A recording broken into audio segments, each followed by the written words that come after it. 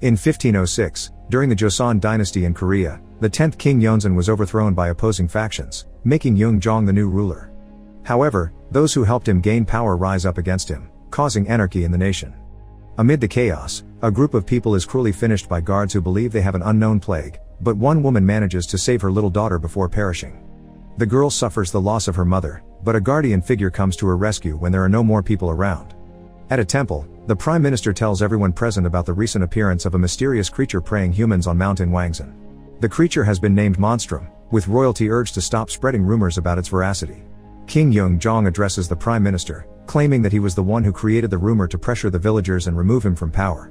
The minister advises him to reflect on his actions, as his wrongdoing and lowliness created the monstrum itself. Astonished by his confidence in speaking, the king talks about finding someone trustworthy to investigate the rumors and prove them wrong. In the forest, two clumsy hunters, brothers Sung Han and Yun Kyum, argue about whether the beast is real or not. Sung Han falls into his own trap, and then they are found by Yun Kyum's daughter Myung, who mocks her uncle's ineptitude. The trio spends their days quietly hunting and fishing, although they can barely scrape enough to feed themselves. Myung proposes going all the way to Hanyang town, but Yun Kyum desists, thinking they are fine the way they are. Frustrated, she goes out to work in the fields, but is soon surprised by a stranger who asks to see the former commander of the royal guard, puzzling Myung. She aims her bow and arrow at the man, claiming that no one with that description lives there. Just as Sung Han arrives and surprises her, she accidentally shoots the arrow at the stranger, but he easily dodges it. By turning around, Myung discovers a handsome young man with whom she falls in love. The boy introduces himself as Officer He to Yun Kyum, revealing that he and Sung Han were once high-rank commanders. He mentions the tremendous martial skills they used to had, but Myung can't believe that story. Suddenly, the king himself appears, leaving everyone perplexed. He and Yun Kyum talk about their past, revealing that Yun Kyum was the soldier who picked up Myung as a child, standing up against the king and disapproving his genocidal practice. The king's followers were confident that the girl possessed the creature's plague and should be eradicated. Still, Yun Kyum explains that the plague is transmitted through simple sight, but in the wake of him being unaffected by the little girl, assumes it's all fake, and innocent lives disappeared for nothing. The guards take up arms against the man, branding him a traitor, but before attacking him, the king stops the attack, and Sung Han appears to tell the king that his brother's intentions aren't bad. Disappointed and saddened, the king spares their lives but orders them to leave the place and never return. Yun Kyum offers his sword and leaves with his brother and the girl. In the present, King Yeongjong tells the former commander that the creature's rumor is getting troublesome and offers him his sword in exchange for returning. After a night of thinking it over, Yun Kyum agrees to go all the way to Hanyang, much to Myung's excitement. Sung Han tries to convince his brother to desist, but he already made his decision, and as his second in command, Sung Han must accompany him. A cheerful Myung joins them on the journey, although both are annoyed by this. In the forest, shamans appeal to the creature's mercy with a ritual, but a girl about to steal their food witnesses how the monstrum kills them. Once in Hanyang, Myung is disappointed by how sad and dreary the capital is. During lunch, the group is surprised by her, as he calls them to see a crime scene in the forest. He shows the shaman's remains, with Myung realizing that there were signs of human combat at the scene. As the only witness, they have the thieving girl, who says it was all caused by monstrum. Yun Kyum is suspicious of her, so he follows her along with Sung Han. The two split when the girl encounters a mysterious man. While Sung Han loses track of the man, Yun Kyum goes after the girl, knowing that she lies in her story. She says that, while the mysterious man was to blame for everything, the monstrum is still a real and dangerous threat, as no one dares to go to the mountain to search for resources anymore for fear of being attacked. The group gathers to analyze the situation, but they are interrupted by a man covered in sores creating commotion in the village, saying that the creature attacked him and his men. Before they can ask him anything, the man dies in front of everyone. Yun Kyum and Sung Han return to the shaman's scene, finding one of them on top of some trees, wondering how it got there. Meanwhile, Myung and her investigate the man with Sore's body. The girl doesn't seem so disturbed by it, and takes this as a sign of courage. She explains that being so bored at home, she would read any book she could get her hands on, acquiring knowledge in medicine to be a female doctor in the future. Out of nowhere, Myung tells her that her new mission will be to find a rat, leaving the young man bewildered. Yun Kyum reveals to the king that the deaths were indeed done by a human. The only one who disagreed to this was the man with the sores, who claimed to see monstrum, raising suspicions of his veracity and his relation to the plague. He also shows that they used a sample of the man's blood and transfused it into a rat, which died in only half a day, showing the plague's lethality. While the king thinks it's all a plot to overthrow him, Yun Kyum assures him that monstrum is real in the sense of danger to the population, so they have to find the truth. The king's council asks him to use the tiger hunters to investigate Mount Wangsan. He agrees but only asks for 100 out of the 700 available soldiers. Before anyone can object, the new search commander, Yun Kyum, makes his appearance in his old soldier's outfit, leaving more than one surprised. The soldiers begin to collect resources in the city, but this is difficult due to the villagers' poverty, who without their food, won't be able to survive that season. If they cannot provide enough, they would be used as temporary warriors, something that weighs heavily as they aren't experienced fighters. Sung Han finds a couple of boys that claim to be the only men in their family, so he drives them out of the place, but not without giving some food. On his side, Yun Kyum expels an old man, but he refuses in order to do his civic duty, not without much hesitation. Upon closer inspection, Sung Han notices an intruder in the ranks of the soldiers. Myung had disguised herself as a man to go unnoticed, as she considers herself good enough to fight. Yun Kyum tells her that this mission is not a game, but before adding anything else, the arrival of the Prime Minister is announced along with Jin Yong, the leader of the Tiger Hunters. They all start inspecting with no results, and when they discuss whether to continue at night, Yun Kyum decides to do so, as it is known that the creature tends to appear more at those hours. The hunters and villagers split up to cover more territory, and after seeing the old man separated from the group, Sung Han decides to go in search of him. He ends up in the middle of a rock wall but is soon followed by members of his group, including Yun Kyum, her, and Myung, the latter taking an interest in the site. Having been so small, she doesn't remember that it's the same place where her mother died years ago and where Yun Kyum rescued her. She only asks her father if she has been there before, but he doesn't answer. Her finds a footprint of a giant animal, which leads to a cliff in front of the rock wall. Elsewhere, the villagers lead the march to the Tiger Hunters, but suddenly the hunters treacherously attack the villagers, taking them off. They plan to set a trap for Yun Kyum's group by setting off a false flare as he climbs down the cliff to look for the beast. As they are about to pull him up again, the enemy attack begins, making it challenging to help Yun Kyum. Her and Myung manage to defend themselves, and during the battle, Sung Han manages to pull Yun Kyum up so that Yun Kyum can start fighting. The four mains regroup, leaving only them standing. Yun Kyum orders Myung and her to alert the king while he and Sung Han take care of the rest of the hunters. Both men fight bravely, but when the commander is about to be shot by an arrow, Sung Han steps in to save him, taking the attack in the arm. Both are captured and surrounded by the enemy.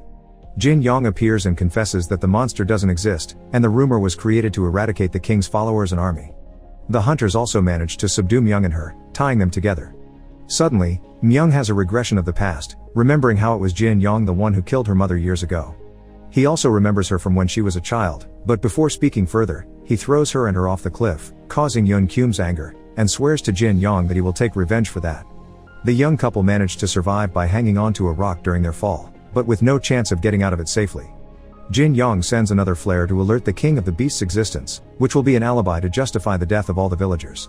A wounded lion-like beast emerges from the cliff, and although several arrows are shot at it simultaneously, the beast doesn't even flinch. It goes full force onto the battlefield, annihilating everyone.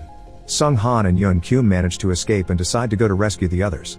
They find them at the bottom of the cliff, this being the beast's nest covered with his victims. They decide to go out and alert the king, but just then they meet the old man, who tells them that they should all smear some of the goo from the nest to go unnoticed, covering their scents. The old man tells them that the beast has terrible eyesight but excellent hearing, so they all keep quiet. They avoid the beast, at least for a while, until Yun Kyum tells them all to run through the cave passages. They fall into a river, with the beast no longer chasing them. Back at the base, Jin Yong tells the Prime Minister that Monstrum is real, even though the minister tells him that it was his intention from the beginning. He orders all the tiger hunters to go to the city and set it ablaze to overthrow the king. A couple of wounded villagers manage to reach the city, alerting the other villagers about Monstrum's attack. Jin Yong appears to start the fire, which gradually spreads to the point where it can no longer be contained. Guided by the old man, the group ends up in the drains of the royal palace, and from there, they arrive at the Jojin Hall, a giant prison. He explains that the former King Yeonsan loved exotic beasts, so he kept them locked up there. He used to work for the king as an animal feeder, and reveals to have known Monstrum since it was just a cub, initially calling it Sparkles because of its sparkly eyes. When Yeonsan was overthrown, they got rid of all the beasts except Sparkles, who was rescued by the old man, freeing him and fleeing down the drain, where he fed on rotting food and turned into a giant monster. Everyone is surprised when the Monstrum appears in the living room, but while everyone flees, the old man stays behind distracting the beast, making it remember its days as Sparkles. He leads it to a cage with the help of an old rattle, but ends up locking himself too so that the others can escape, sacrificing himself to the animal's wrath. The Prime Minister orders the tiger hunters to burn everything to eliminate the infected bodies, and everyone considers that the king has no more allies inside the city. The main group manages to get out to the royal palace, knowing that the Monstrum is below them, so they have to alert the king. Yun Kyum does this in private, but they are surprised by an ambush by the Prime Minister, who wounds the king with an arrow. Yun Kyum is surrounded, his allies captured, the royal guard is wiped out, and the beast is on its way to top it off. The monstrum breaks into the royal hall and eliminates the hunters, including Jin Yong, giving Yun Kyum and the king a chance to escape. Sung Han and Myung manage to escape by pretending to be sick with the plague, so they search for Yun Kyum. The beast manages to get out of the royal temple and begins to pick off all the soldiers, despite their best efforts to counteract it. Still, they subdue it with ropes and hooks while Yun Kyum meets the royal guard and asks them to escort the king to a safe area. The minister decides not to kill the beast but to use it to terrorize the people and thus seize the throne. Yun Kyum meets with the others, and they devise a plan to eradicate the beast, consisting of explosives and the Jojeon Hall.